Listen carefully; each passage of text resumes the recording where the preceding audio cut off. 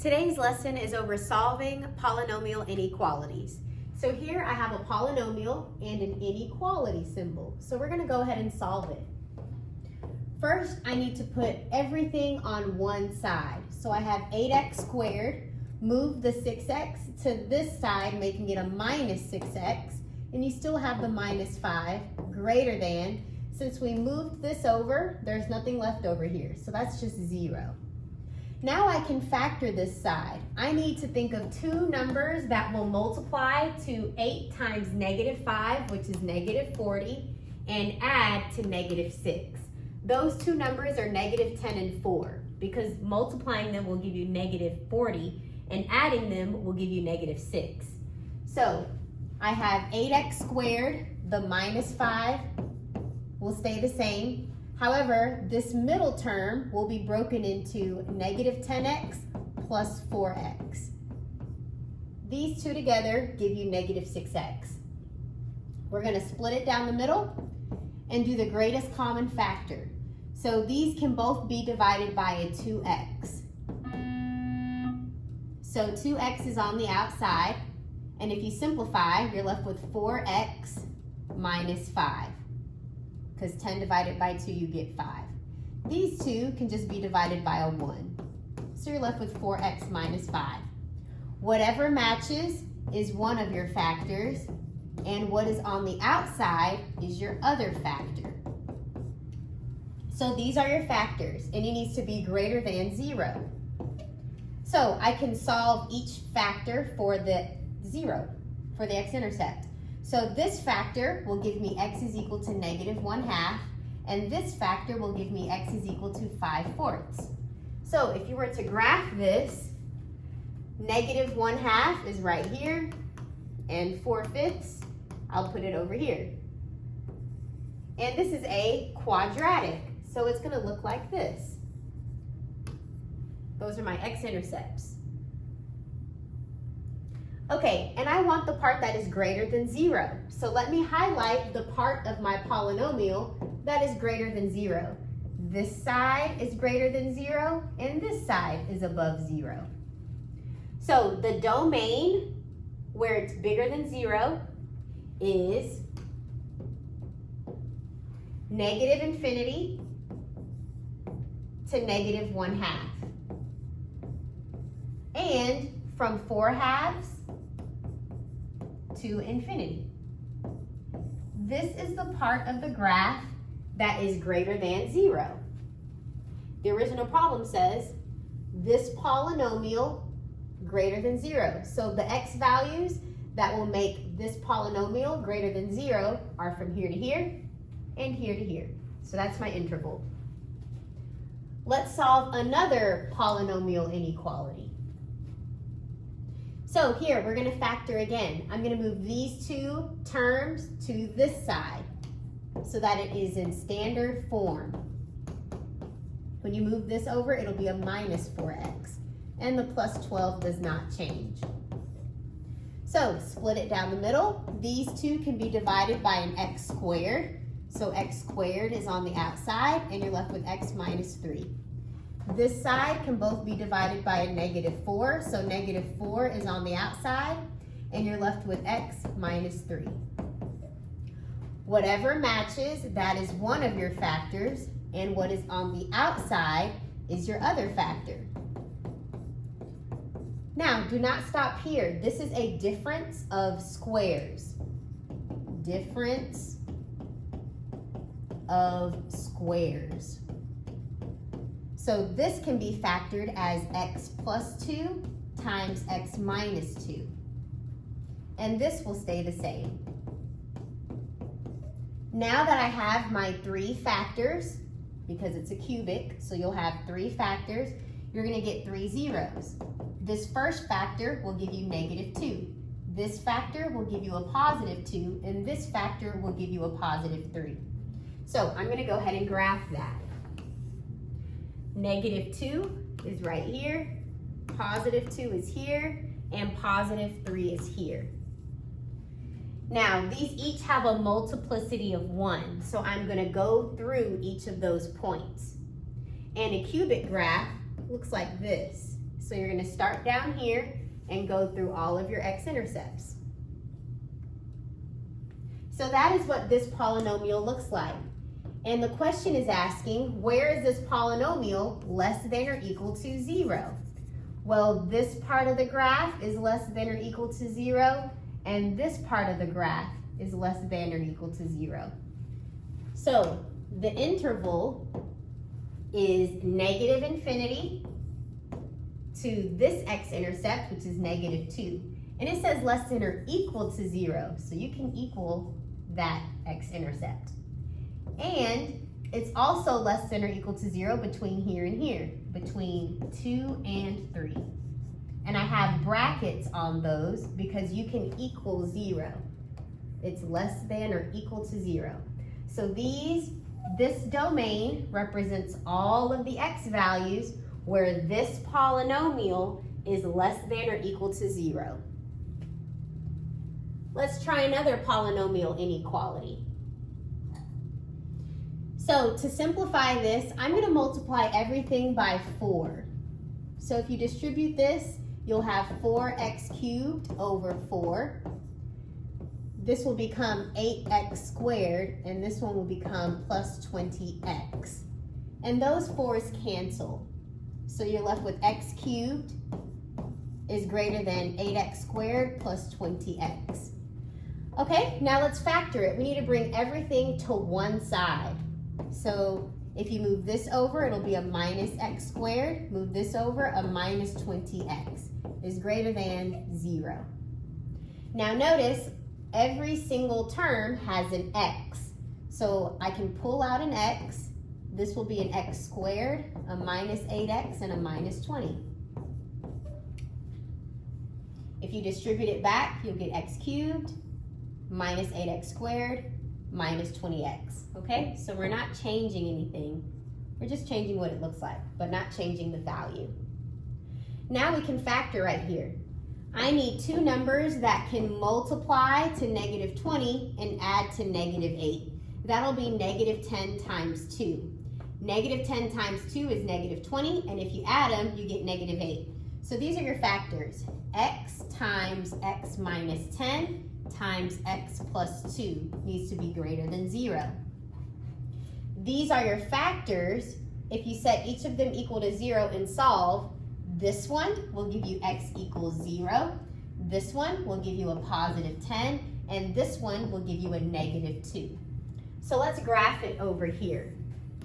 You have a 0 at 0, you have a 0 at 10, this is 10, and a 0 at negative 2. And again, this is an x cubed graph. So you're going to start down here and go through each of your x-intercepts. And that's your graph. This time, it wants values greater than 0. So I'll highlight the part of your graph that's greater than 0. This is above 0, and this is above 0. So that means your interval is from negative 2 to 0 and 10, and it keeps going up to infinity. So this is your interval where your polynomial is greater than 0.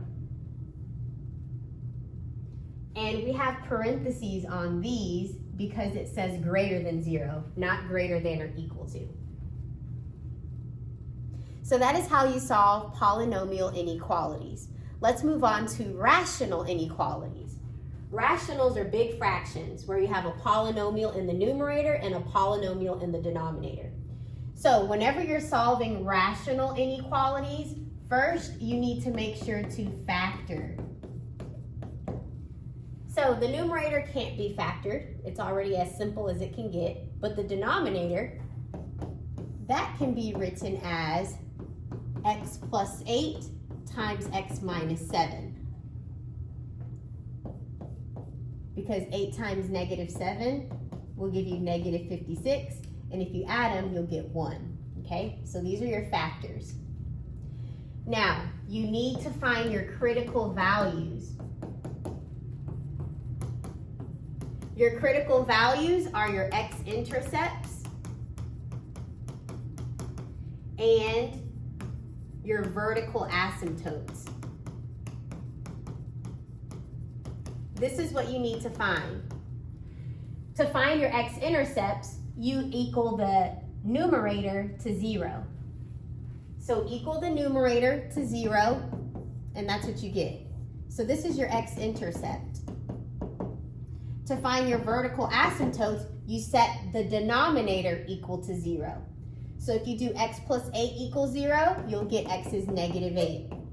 If you set x minus 7 equal to 0 and solve it, you'll get a positive 7. So you found the critical values. Step number 3 is to put critical values, all your values, on a number line. Okay, so here's my number line. I have 0, that's a x-intercept, and you have negative 8, that's a vertical asymptote, and you have positive 7, that's a vertical asymptote. We're gonna find the interval where your graph is less than or equal to 0.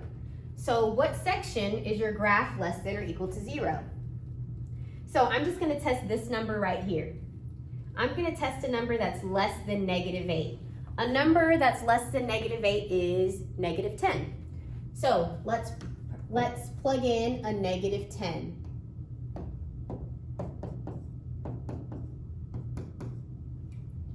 Negative 10, that's a negative number. Negative 10 plus 8, that's a negative number. And negative 10 minus 7, that's a negative number. When you have 3 negative numbers, this is negative.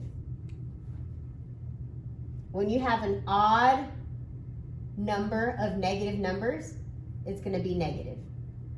If you want to actually see the math, this is negative 10 times negative 10 plus 8 is a negative 2. Negative 10 minus 7 is a negative 17. This is negative 10 over negative 2 times negative 17 is a positive 34. And a negative over a positive is a negative number. Okay, so you got a negative here. Let's test a value between negative 8 and 0. I'll test negative 1. So we'll plug in a negative 1 here, here, and here. You'll get negative 1 in the numerator. This will be 7 times negative 1 minus 7 is a negative 8. So you get negative 1 over negative 56, which is a positive 156. That's why any value between here and here will be positive. It will yield a positive answer. If we test a value between 0 and 7, we'll get a negative answer. So let's try it.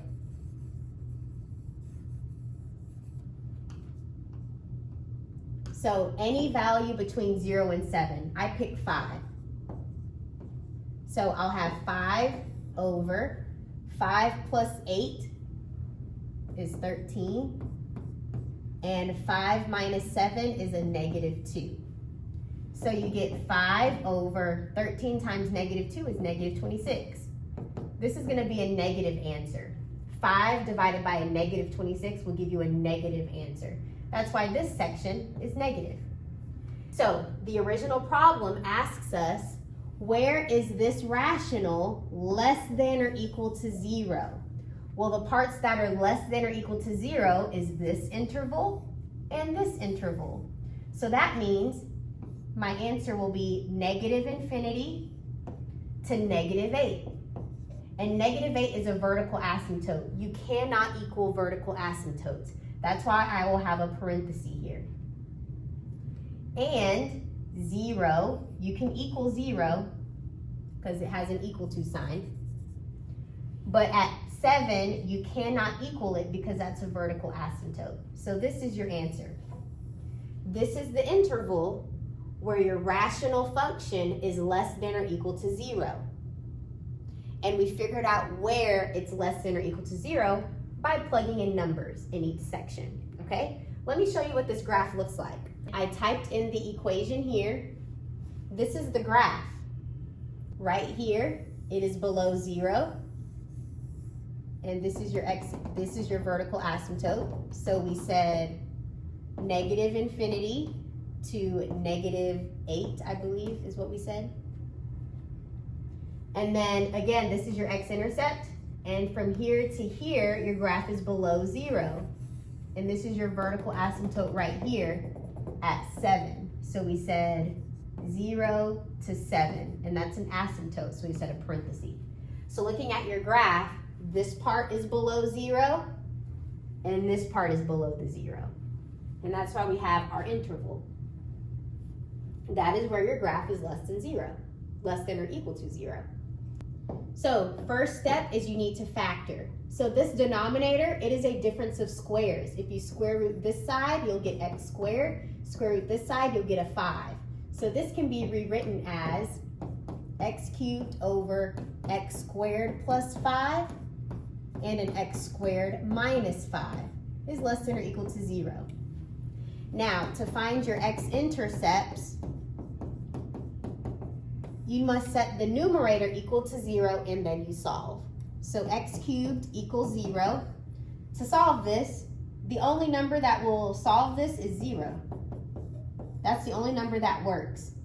0 times 0 times 0 will give you 0. No other number will give you 0 if you cube it.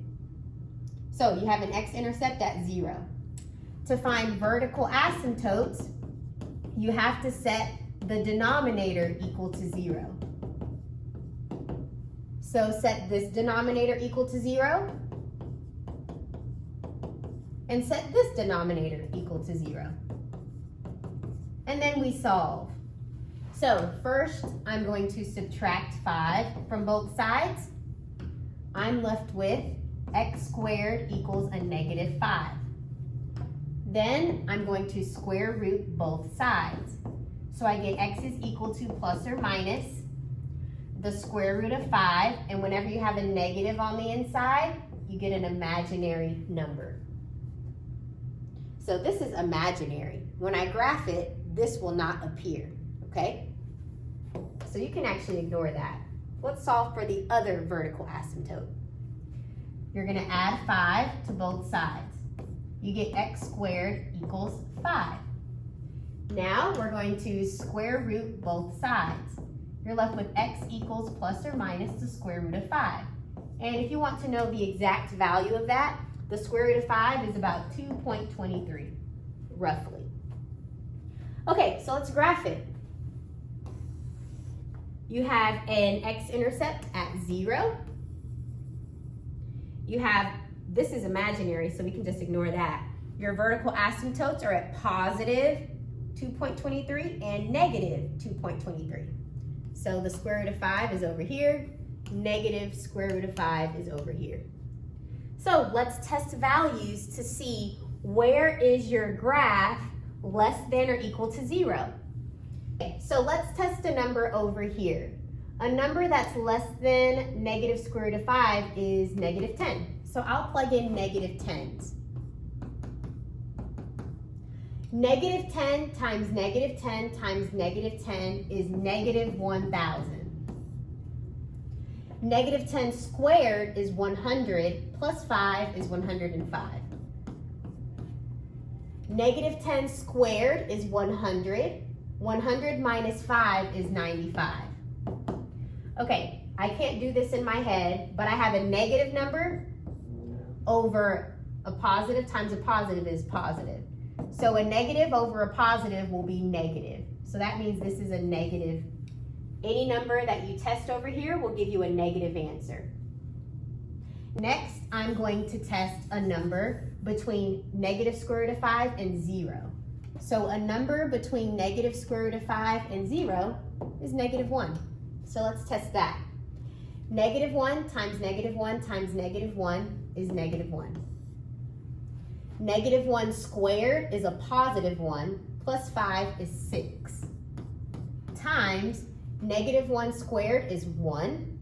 1 minus 5 is negative 4. So you get negative 1 over negative 24, which is a positive 1 over 24. So you got a positive answer.